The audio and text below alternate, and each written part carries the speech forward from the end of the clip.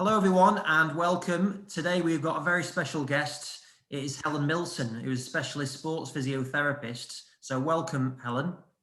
Thank you very much. Thank you for the invite. No problem. So Helen was my colleague, which is hard to believe. It's about 10 years ago now, but we worked together for, 5 or 6 years. So I'm very much looking forward to today because I know that we used to have many chats. And I remember my first meal at IPRS when we were working together. Helen took me out and I was like, wow, this is going to be an interesting role. So it was a good 6 years there.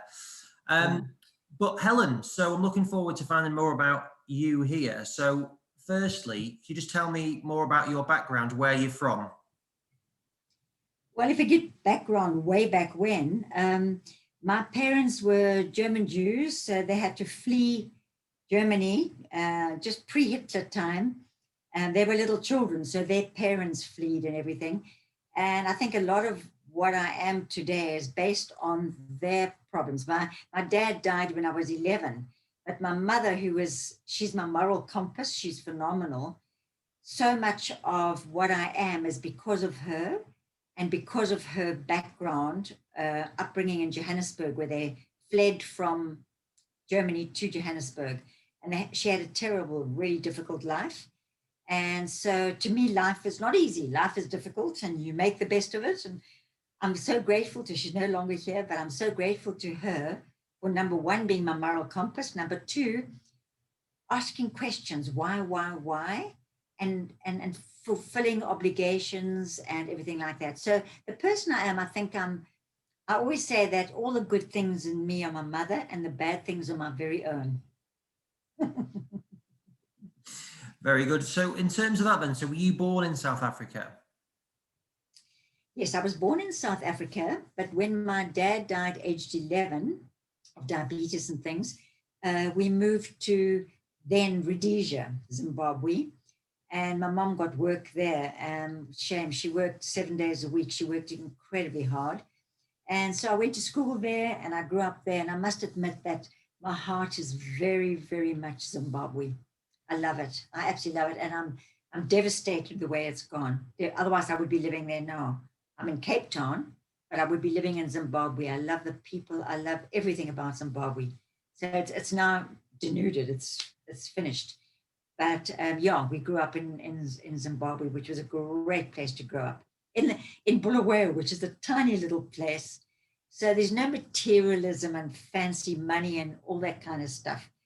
And people always ask me why I'm not interested in money. It's because I didn't grow up with much, but I had everything.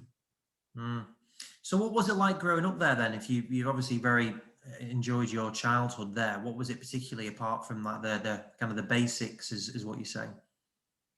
I enjoyed it, but it was very, very tough. My mom was away from Monday to Friday, traveling around on strip roads in Rhodesia at the time. I don't like the word Rhodesia. I like the word Zimbabwe. That's political. But walking, driving around, she used to drive on strip roads in the boiling hot weather, go to all over Rhodesia at the time.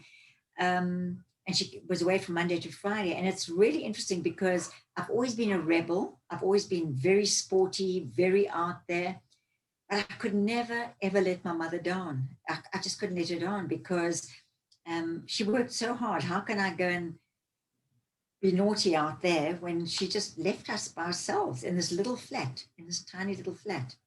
But I don't remember ever, it was my daughter speaking to me who said, gee, you had quite a hard time. At the time, I didn't think it was hard. It was what it was.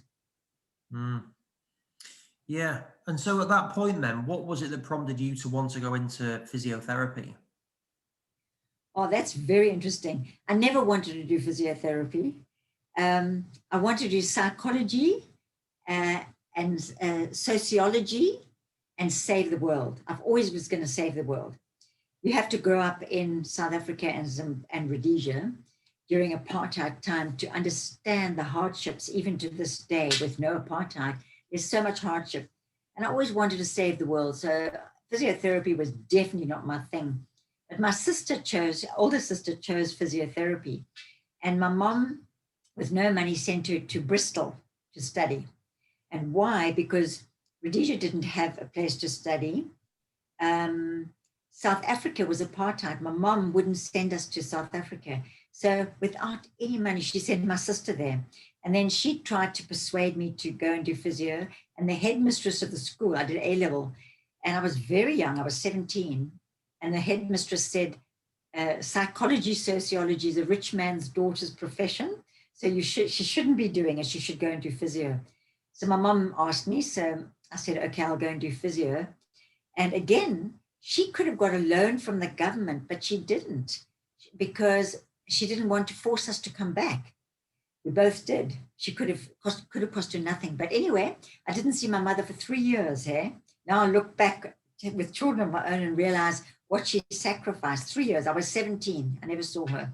And we didn't have mobile phones. I phoned her once a week. I wrote her letters once a week. Anyway, and I had £10 a month to live on. So it was, to me, that was normal. I didn't know. So I did the physio. And after 3 months, and I tell people this because I'm passionate about my physio and I've had the most brilliant career.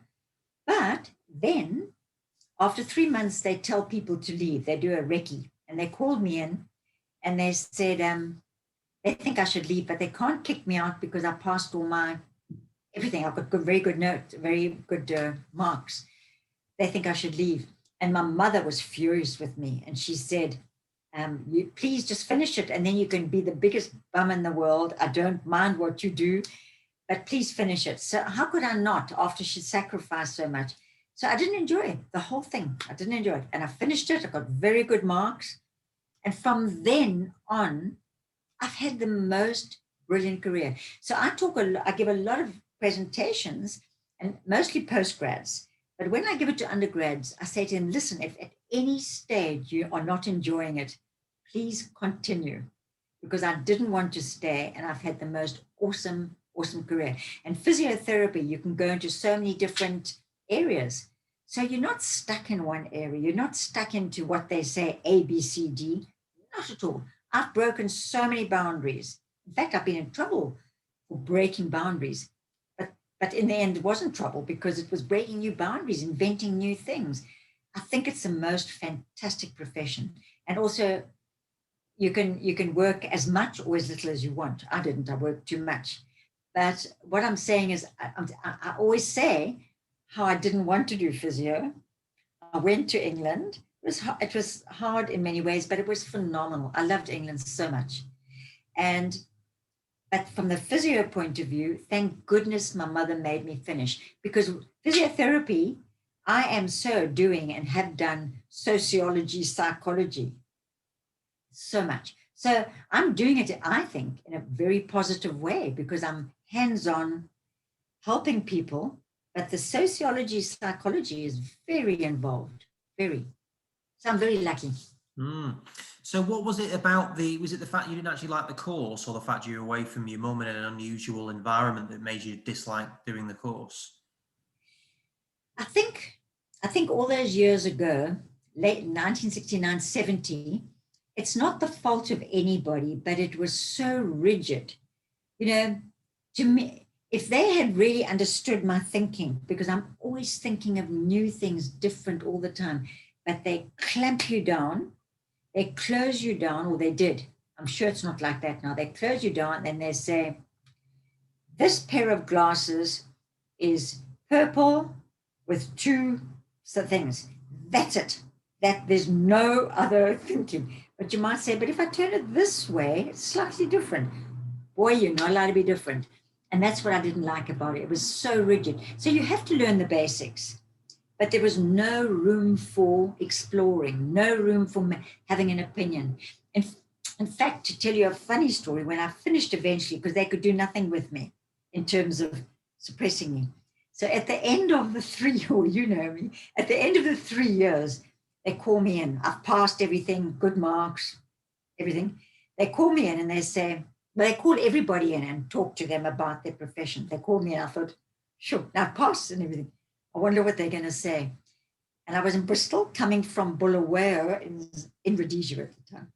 And they said to me, we have decided that the reason you are irrepressible, I love that word, is because you come from the wilds of Africa and you're used to roaming with the lions and the tigers.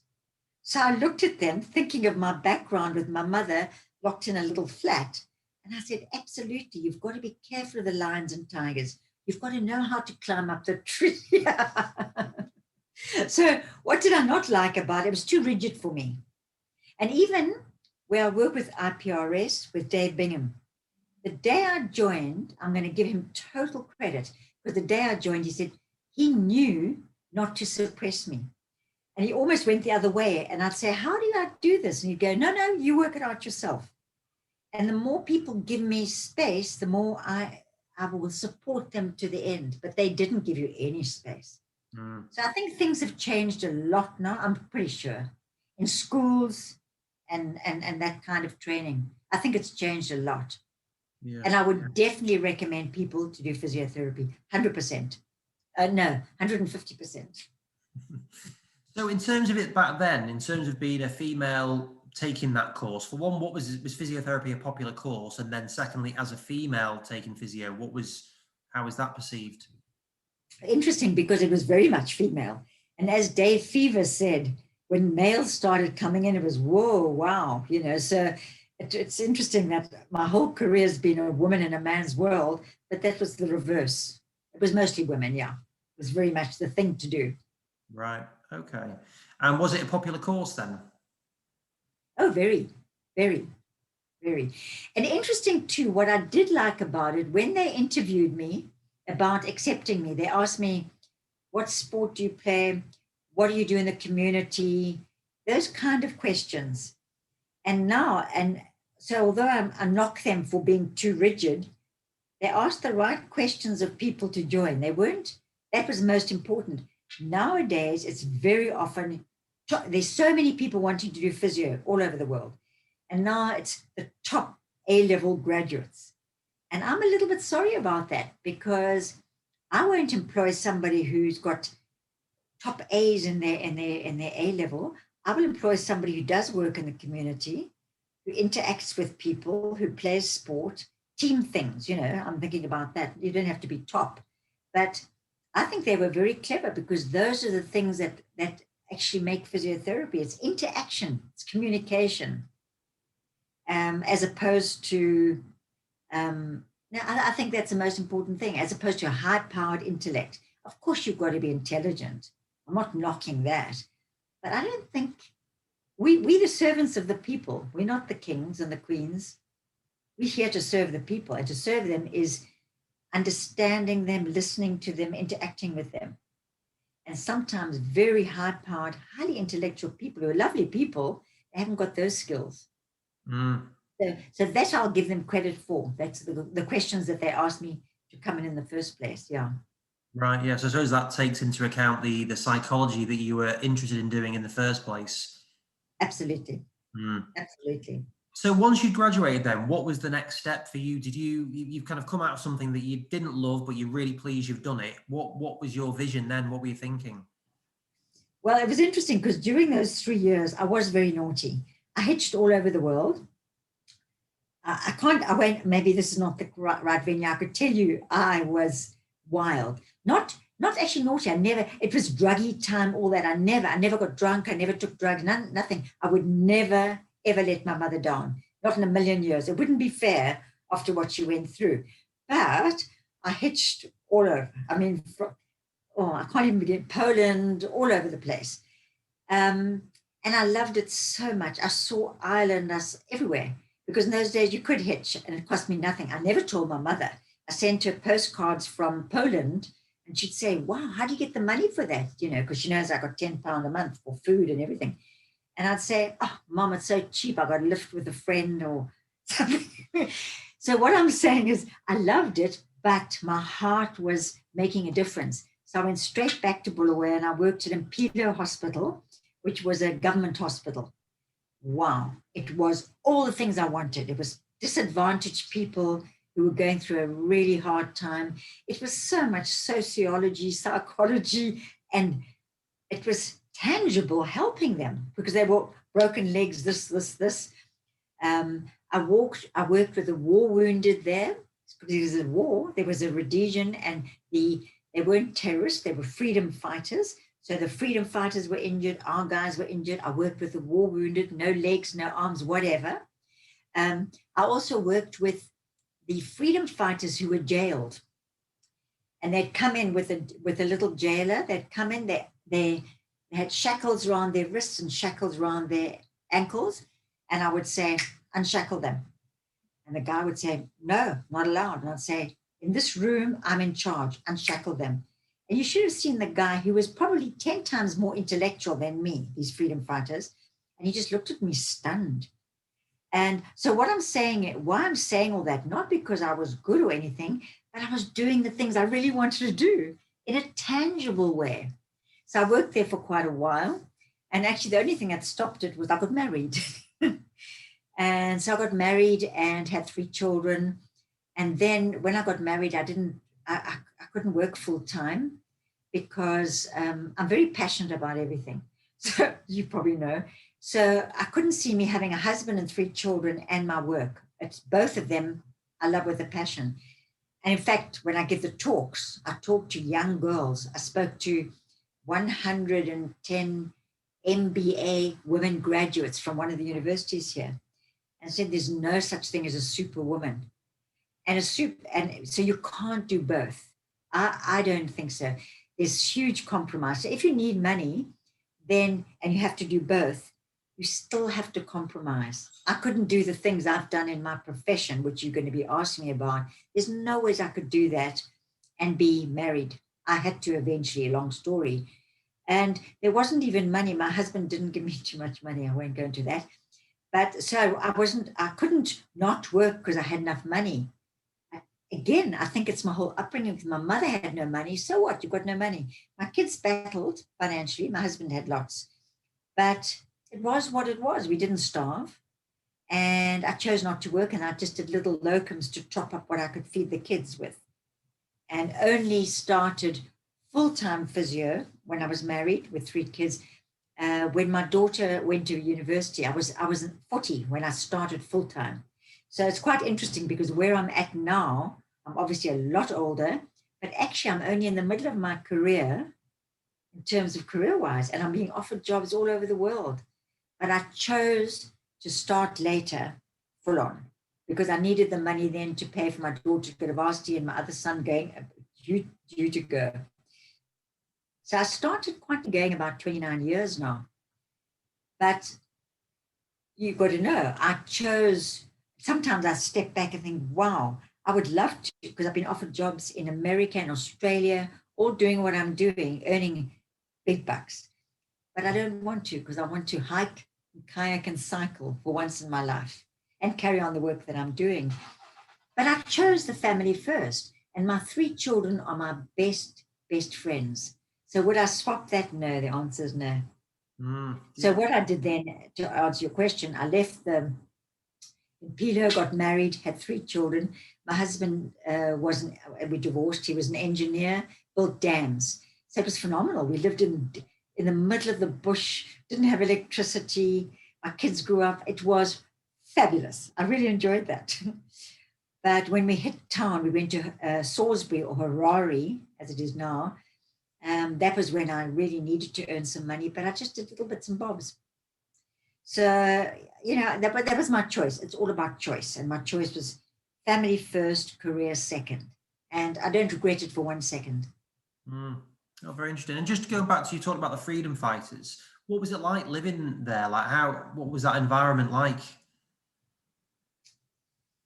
Well, if there are any ex-Rhodesian Zimbabweans watching me, there'll be a lot of people who will disagree, because I was I was a fighter, anti-apartheid, anti-Smith. And what was it like growing up there? Sad to see what's going on there. I so was against it. When I was in the hospital where I was treating people who had legs blown up and things like that, whites and blacks, all different colors. Then General Walls, okay, he was the big fighting against the the terrorists, he said. And he'd walk down and congratulate everybody for what they did in the war. And I wanted to punch him in the face. I never got involved. But I was so angry because congrats, you've got no legs. Congrats, you're blind. Congrats, but it's war all over the world. So I can't just say it was there. But what was it like growing up? I felt sad all the time. I was forever, I had a physio friend, a black physio friend. Her father was the minister of Rhodesia and Nyasaland. And he sent a daughter to America to study physio, the first one ever. You don't get them sending females in the culture. It's the males first. And she went, she became a physio, first black female physio. And she came and joined me. And we became very, very good friends. She was fabulous. She wasn't allowed in the restaurants with me. She wasn't allowed, if you went into tours, she wasn't allowed to try on the clothes. She could buy them, but not try on the clothes. Long story short, I fought a big fight there. Oh my word. I went to see the ministers. I could tell you on an hour's podcast, the political side of that. So, but to finish that, I voted for Mugabe and he's totally killed the country. At the time, it was Mugabe or Apartheid. I chose him. He wasn't bad, but he's totally and utterly killed the country. He's devastated it.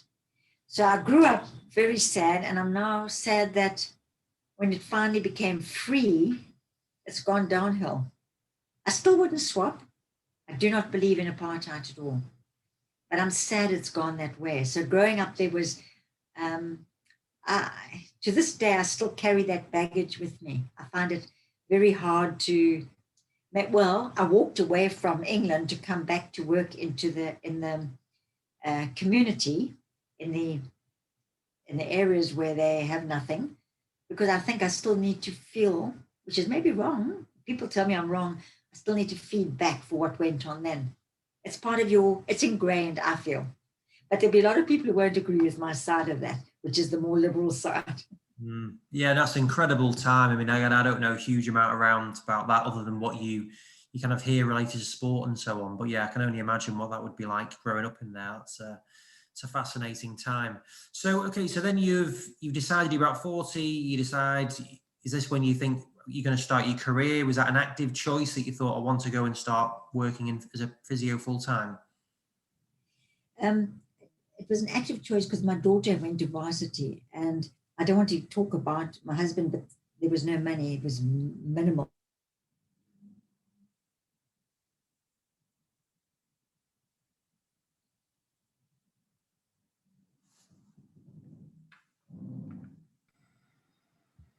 You're back. Sorry. Right. Sorry.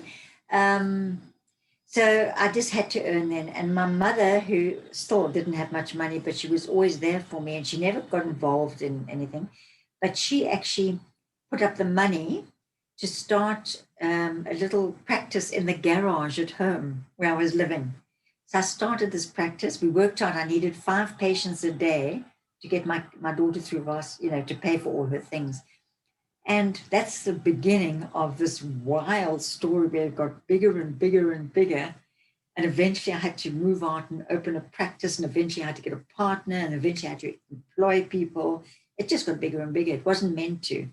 So I would say my youngest son probably battled most because he was still growing up with me, working to death. And I'll never forget, I don't know whether this is a podcast for it, but I'll never forget, I was fully booked. At the time, I was in the garage working, and I was fully booked.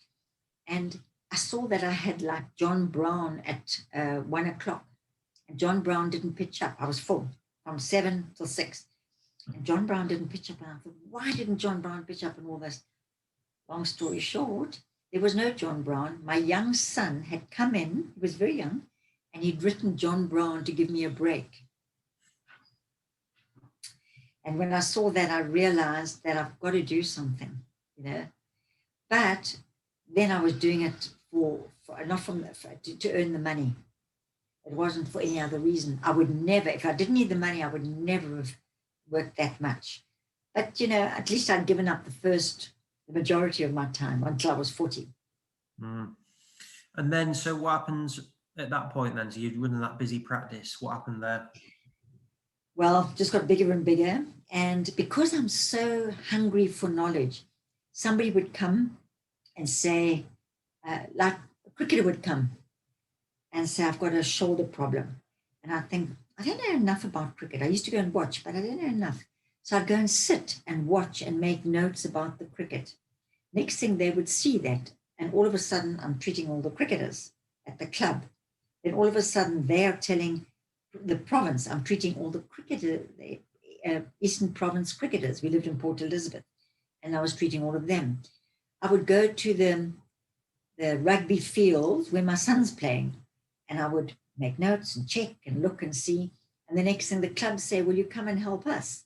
And the next thing, I'm doing provincial rugby for 10 years and hockey and everything. Because if somebody comes to me and I don't play the sport, there's no ways I can treat them. I must go and find out more. So it was very, very time consuming. It wasn't rich. You didn't make lots of money. Eastern Province cricket paid me nothing. Eastern Province rugby paid me next to nothing. Eastern Province, at the time, they only towards the end, like 10 years, at the end, they paid me just for the match day, something like 100 Rand or something. So all the stuff I did, I earned nothing, but I got knowledge.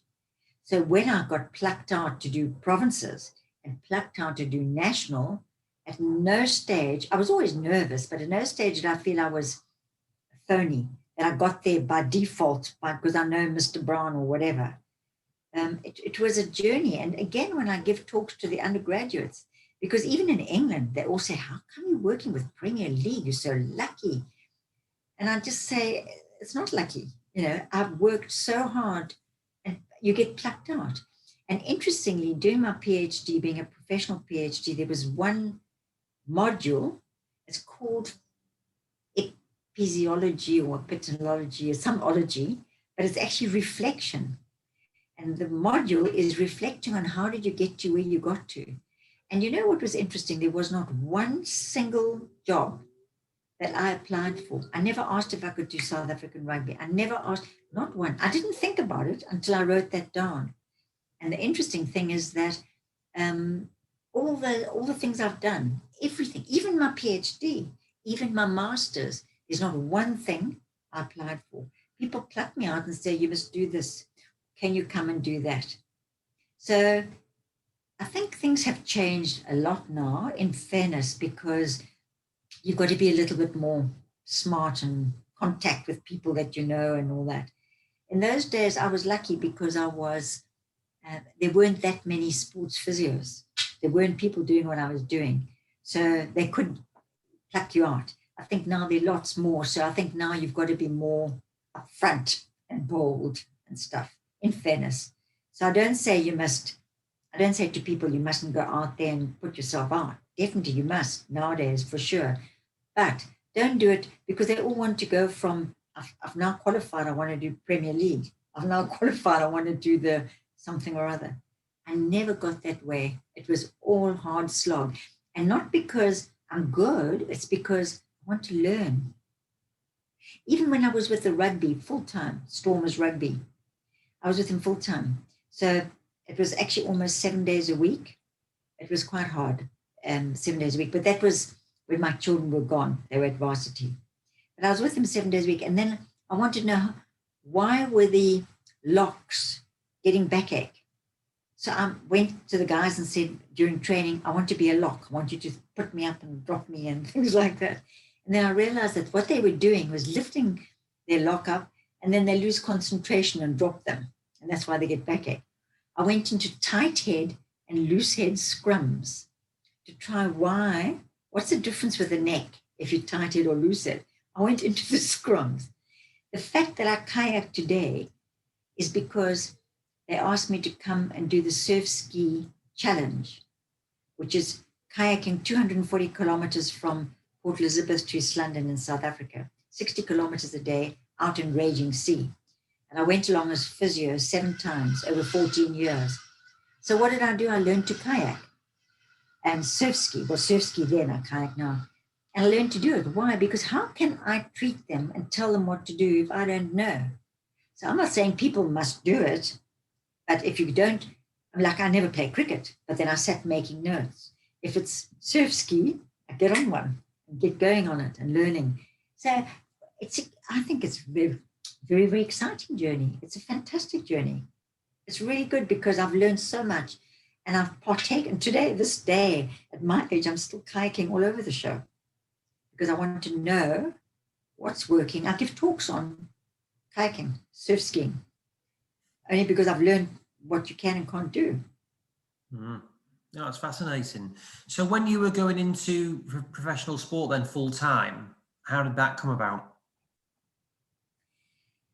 Well, it was interesting because I did in 1992, Mandela was released. So that was the end of apartheid. And for the first time, South Africa now in a sporting world, now we're doing all the provinces. And now for the first time, South Africa were free to take part in the international world with no stigma or anything. We're now free. So in 1992, I was asked to go with the South African surf lifesaving team because I was a surf lifesaver. Could I go with them to Japan to the first ever world championships that South Africa have ever taken part in? And that is 18 countries from around the world. So I thought, great. There was no money. I had to borrow money to go. Now, anyway, I thought I'd go. And we went to Australia first. And it was the first test, South Africa against Australia, Australia being the best in the world. The first test in, I think it was 23 years. And then from there on to the world champs. But what was interesting, now we're the first team out of the country. And it's a very exciting time, especially with my political beliefs. So we go to Australia. We had to sleep on the floor of a surf life-saving place. There was no money. But it was so exciting. But we had no anthem and we had no flag. You've got to be sporty to know how important that is. I've got a picture. In fact, I'm going to be writing a book, by the way, because I've got a picture of us standing there holding a surf life-saving flag. And they sang "Didnt," which is the apartheid that used to be the anthem. I wouldn't sing it, but that's what was sung then. Because first time ever it's official, and we've got no anthem and no flag. I can't tell you what it's like. Anyway, they did, and I've got the picture of it. And then we go across to Japan, and they said, "No way are you going to sing "Didnt." You have got no flag and no anthem. Tough luck, but we welcome you nonetheless." So the anthem we're going to give you is "We Are the Champions," Freddie Mercury. To this day, and when I went to see his movie, I cry. I get so moved when I hear "We Are the Champions," because that was our anthem. I can't begin to tell you what that's like. So that was our anthem. And then that was when I came back, they asked me to be the first physio for the South African rugby against Australia.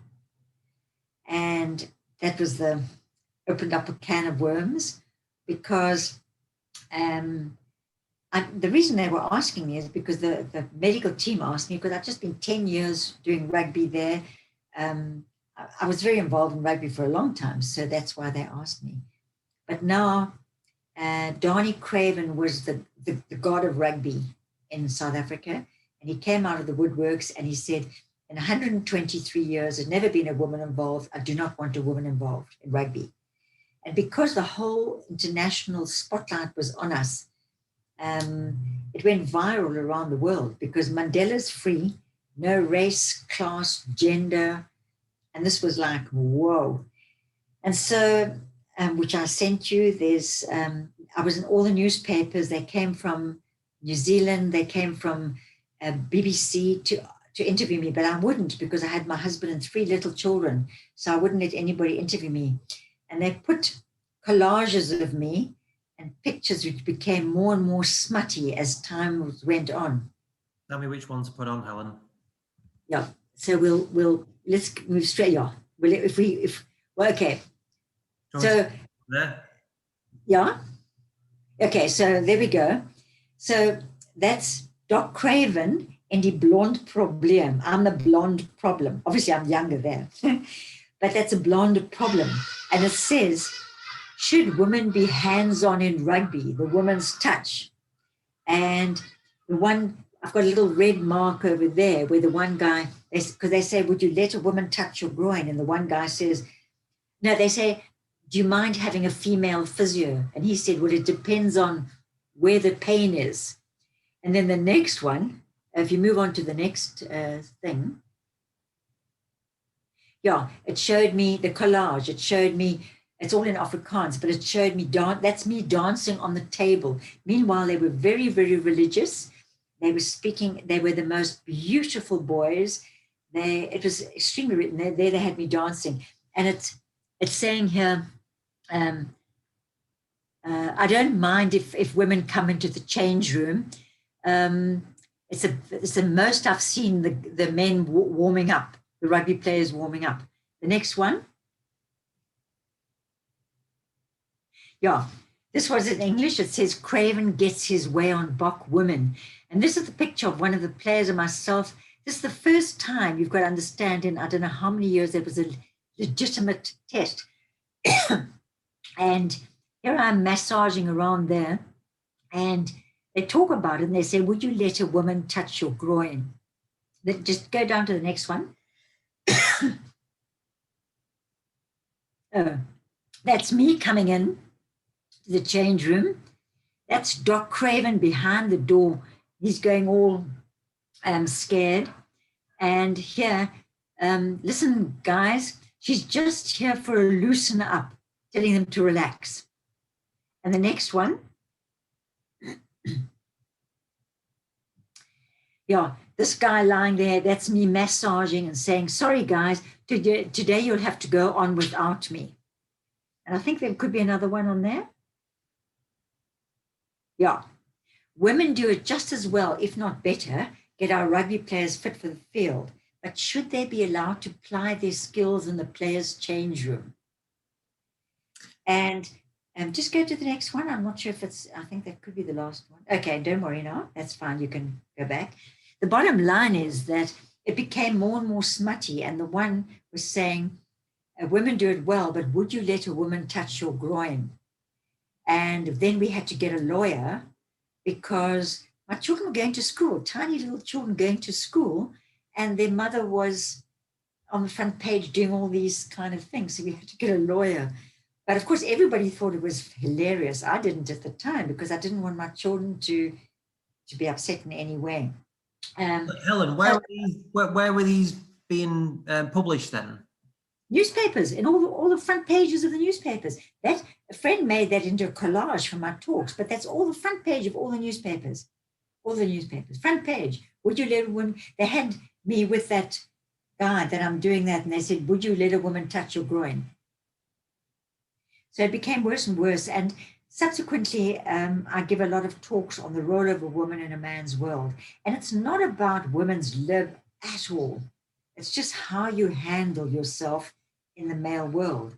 And what's really, really interesting for me, it was very tough at that time. And people thought that I was actually being kicked out, that I was kicked out. I wasn't. I told him that I could only do it when it was in Cape Town, in South Africa, because I wasn't going to leave my small children.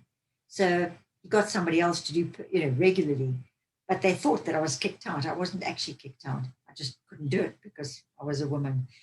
But what's interesting is from that, when I went over to do the Premier League in England and Insurance, the Premier League was very male dominated and Insurance is male dominated. That's not to say that they were horrible to me in any way, but believe you me, I was a woman in a man's world. And I've got ways of dealing with it. And I feel very strongly you shouldn't wear power suits. You shouldn't be smart ass. You have to have more knowledge than anybody in that room, undoubtedly. I would never go to any meeting without being full on knowledge. But softly, softly, softly, softly. And in fact, it was my mother who told me to go overseas. She was dying of cancer and I didn't want to accept the job that Dave Bingham headhunted me for. And she said, please, please, please, I know you want to work in the community, but I want to die knowing you're earning money. So I said 2 years maximum. So it took me 2 years to get credibility and respect because being female is different. Being only a physio, I'm not a doctor, which is correct. I'm definitely below a doctor. I come from the Southern Hemisphere, so I'm not one of them. And I work with insurers. So I had 4 bad cards. But you know what? I thought to myself, compared to what I went through with my 3 little kids and all that stuff, I'm going to knock it. And you know, just by softly carrying on, I've been 13 years. I really respect the insurers totally and utterly. The ones that I've worked with, I've never known one ever to cheat or steal ever. I really respect them. And I didn't respect them before. I knew nothing about insurers. And the doctors I work with and the physios that I work with in Premier League are fabulous. I've got such respect for them. And when I was there more, I sent them all this, while I'm studying, I sent them all the studies and things because they don't have the same time. And to this day, I really respect them enormously. And the fact that they were a bit wary of me is fair enough. I had 4 reasons for them to be wary. So it was an incredible journey, and I didn't want to do it. And wherever my mother is, I want to thank her because it's been so interesting. And it's been a journey for me, a journey of knowledge, because I had to learn new things. I went to all the conferences all around, everywhere. And I went to the conferences to learn more. And in fact, it was Dave Bingham, our boss, who actually said to me, "You're so passionate when you come back from a conference." He said, "Put it in a book and make it into a handbook with the latest information in the world." So I did 2 on knees. And then the one doctor, fantastic doctor, said, "Can you do 1 on groins and hips," which is treated, it's very difficult. So I did 1 on groins and hips, and 12 specialists around the world gave me their bullet points. Of course, they did it not because they love me, but they want to get into the Premier League. That was done for Premier League. None of those things were done on a money basis. It was done, but it earned me credibility and made me more knowledgeable. So I think going through your journey to accept these challenges, analyze them, see if it'll make you a better person, and then go for it.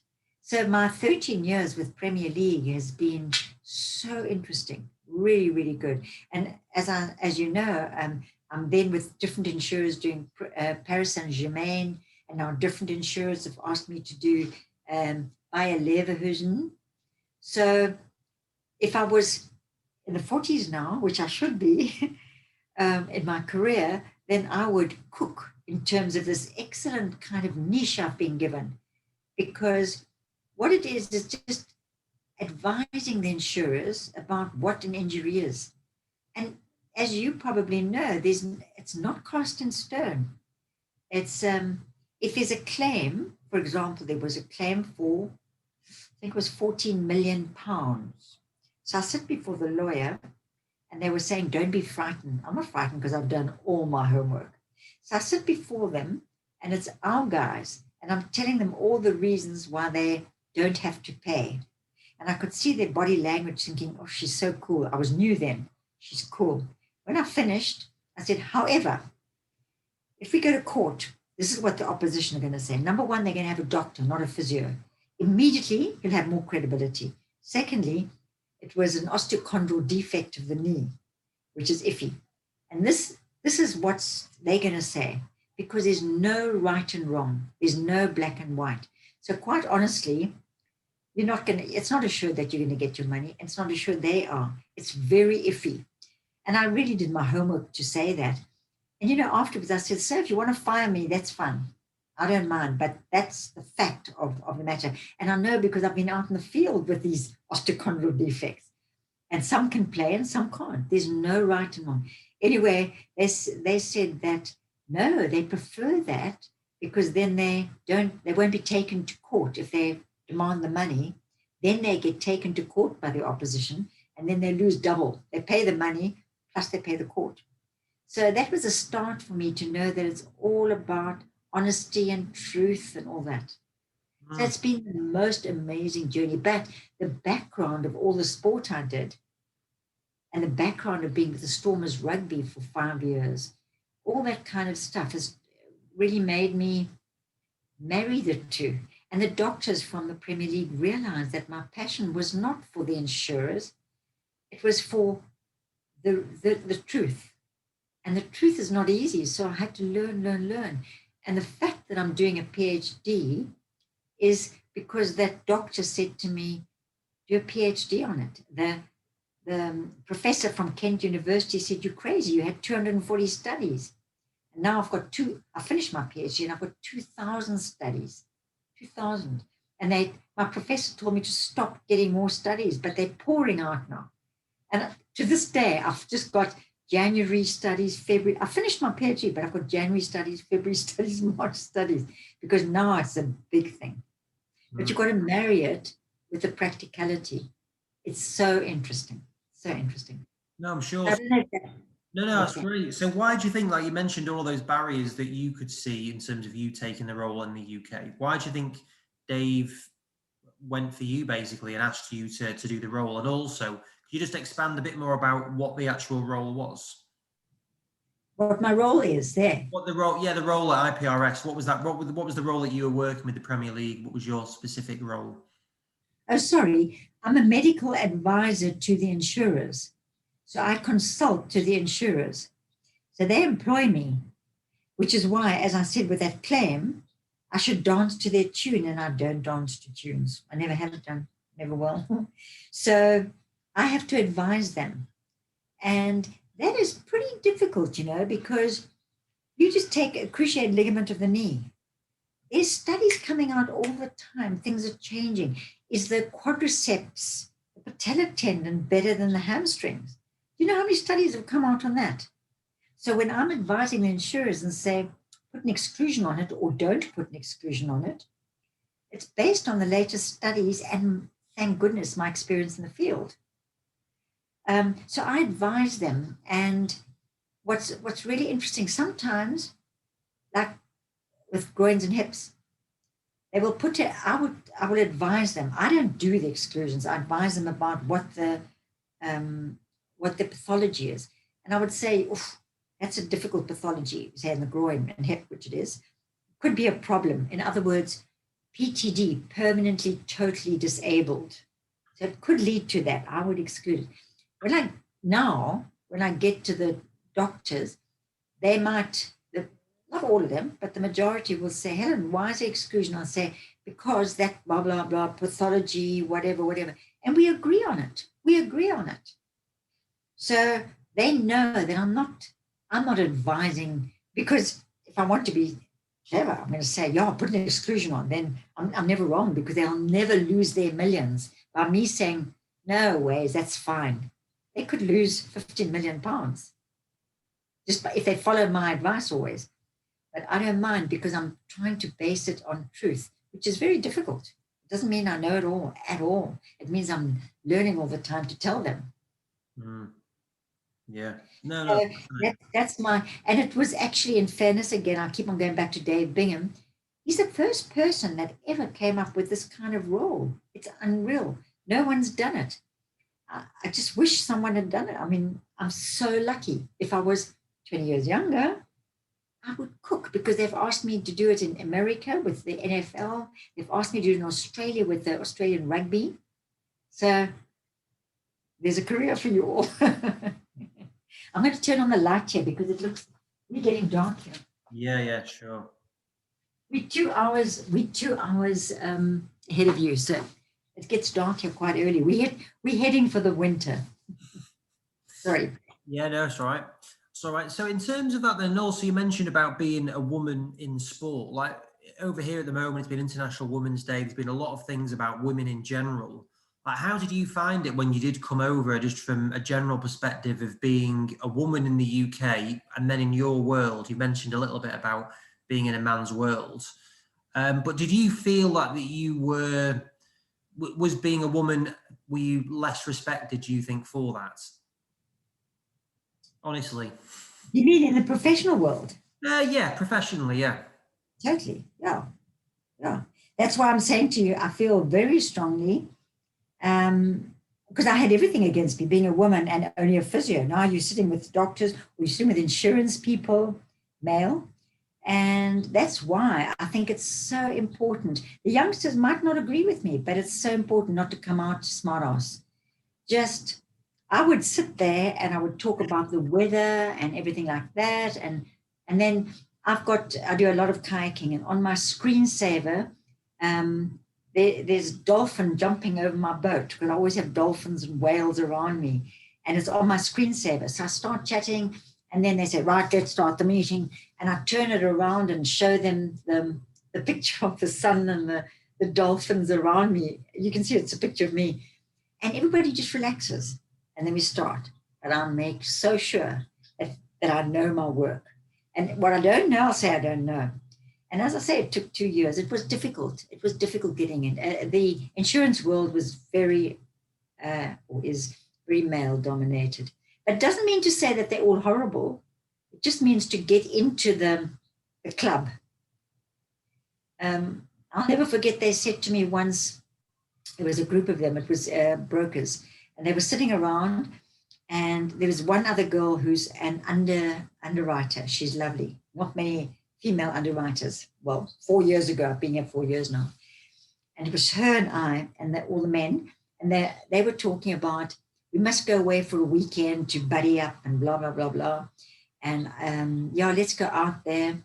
And you women can go and have a nice massage. We're going to go and play golf. And that's, you see, that to me is wrong. I turned around and said, no, I'm coming to play golf with you. I can't play golf, by the way. But it was the principle. You go and have a massage and a pedicure, and we're going to play golf. That is, or until 4 years ago, that was the thinking. You have a pedicure, manicure. So, I mean, I play a little bit of golf, but I would never have played with them. But just the principle. I said, no. And you should have seen their faces when I said, no. I'm coming to play golf with you. And they went, oh, sure, if you want to. So they're not horrible at all. They're lovely. And it's not all of them, but that's what I walked into. That's what I walked into. I think I'd have preferred the massage, actually, but so that's going the other way for me personally. I love a massage. Yeah. But when I'm saying that, I'm not knocking them, and I think it's not everybody, but it's, I've just done a webinar, and it's in the business world throughout the world. Women are still trying to find their way to be respected. So it's not just me coming out saying that. We put a webinar, they asked me to do a webinar at Johannesburg University about a few months ago during lockdown. And they had myself, and then they had the physio because we won the World Cup, and had the physio, South African physio, who won the World Cup now, just recently, 2019. And they wanted the two of us because the guy in charge said, I broke all the boundaries about a woman in a man's world. He said to the audience, he said, in those days, no woman would ever be accepted. And Helen just full on went into it and everything. And now she's normal, she just goes in and she's in charge and everything. So that was the whole webinar for an hour. So yes, I broke the boundaries then, but there's still a way to go. And I'm not talking about England, and South Africa. I think it's everywhere. And some places it's worse, I'm sure. I won't mention countries, but some places the women are more subordinate in a bad way, and you've got to get stuck in. But England, I think England and South Africa, you've got so many different cultures. But England, I think, is definitely getting better as time's going on, without a doubt. And once I was accepted, it was phenomenal. It was phenomenal. They really, it was such mutual respect. It's like this book, Dr. Byrne, I'm okay, you're okay. I'm okay, you're okay. And that's how it is with them to this day. Not everybody. Some of them are still up there. I remember being at one club. I won't say which one it was. I was right near the beginning, and there was a doctor, very, very doctor up there. And I said to him, when you have a player who's transferred from that club to this club, I've got all the information from there, okay? Which I'm not at liberty to say. So he's written out all the form of all the injuries, this doctor. He's written out all. but I know that he doesn't know about something. So we're having a meeting with all the financial directors, all males around me. And I said, excuse me, I've got something of great importance that this guy, an injury that he had from his other club, which they obviously didn't divulge. So he says to me, well, tell me. So I said, I'm not at liberty to tell you. We'd have to get informed consent, informed consent from the player. He gave me hell in front of everybody. You only a physio, and anyway, you're not even a physio, you're an insurance person. I don't know what you're trying to do and everything. So I just zipped it up. I didn't give a damn. And then I went with my boss, Dave. We got a lawyer, and we got, to this day, every single club now, as my one claim to fame, they all use written consent. So if I go into a club and I say, I've got some other information, here's the written consent form, give it to the player, I'll give you the information. And now the insurers, that before we had this role where I went in, the insurers had all this information. They would just put an exclusion on, and they would be surprised. Now, as the middleman, and even if you take me away, the insurers won't. They will automatically now send out a written consent form. So that's been really, really a big breakthrough. But it was this guy who really, I know him to this day. So you'll always get that. You'll always get this kind of very male chauvinist kind of thing. But generally, I promise you, they have been fabulous. I really, well, I wouldn't be there. I wouldn't be working with them 14 years. It's now going in my 14th year. I wouldn't be doing it now if I didn't really enjoy the people I work with. Both the insurers, I love them, and the Premier League people. They're really outstanding. That's another thing in my career. I've never done anything that I don't enjoy. If I'm not happy, I move on. Mm-hmm. If I don't like something, or I don't agree with something, I'll say. And in fact, it was one of the doctors, one of the people, the coaches, saying, how come you do all the national teams? Because it's been hockey, cricket, rugby, all the national teams. How come? And then another guy said, I didn't even answer. And he said, it's because she's so honest. She won't take any nonsense. So she doesn't lick our boots. And I won't lick boots. I don't lick boots. So it's been it doesn't mean that you're tough. It means that you've got to believe in what you believe in. It's not, I'm tough, I'm doing it. Not at all. It's a passion for what you're doing, and a passion for wanting what's right for your patient. If you've got those two passions, then it's not being tough. It's saying, I'll do anything for my patient. I'll do anything. And I was with the rugby, and I went to resign once because there was a problem with one of the hierarchy who was causing problems with my player and the health of my player. And because they were superior to me, I couldn't argue with that. So I went to resign, and they wouldn't let me resign. And what I'm saying is, apparently that's why they trust me. So all I'm saying to people out there and physios, and I'm working at, until COVID, I work in a hospital here in the sports injury children. It's pro bono. And I've got 3 physios working under me, and we work together, and I show them stuff and that, and we work with these kids. And the one girl is so nice, and she's always kowtowing to the doctors and the orthopedic surgeons when they come. And I said, don't. I've got huge respect for them. They're my superiors. But if they, like the one, refused to see me with the player, and I wanted to talk to him, so I called him in, and I said, your operation's as good as my treatment. And if I've got a problem, please, I need to talk to you. And now he actually even offered me a job in a private practice.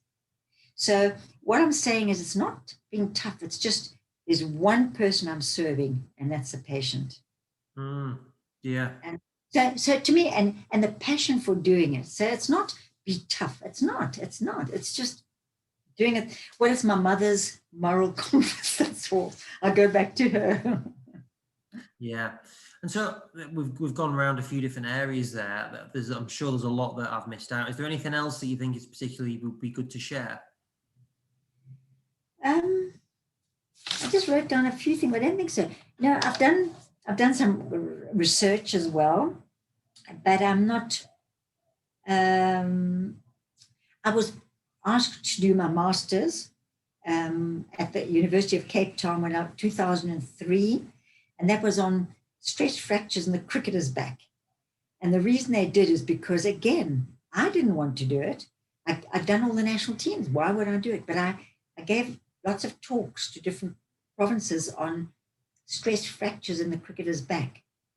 And why? Because they were pulling them out for months and months and months. It's a long story, and they didn't have to. And anyway, so I did this thing on that, but they pulled me into it. And again, it was so meaningful.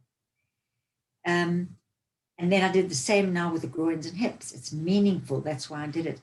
The other research I did was in conjunction with people, and that was on rugby. I worked on a couple of rugby things when I was working there. So that was research, but other people had to do I had to oversee it, but they had to do the fine structure. I'm not so good on structure.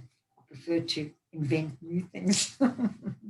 So yeah, that was really all. And now my work with less privileged people, I'm really loving it.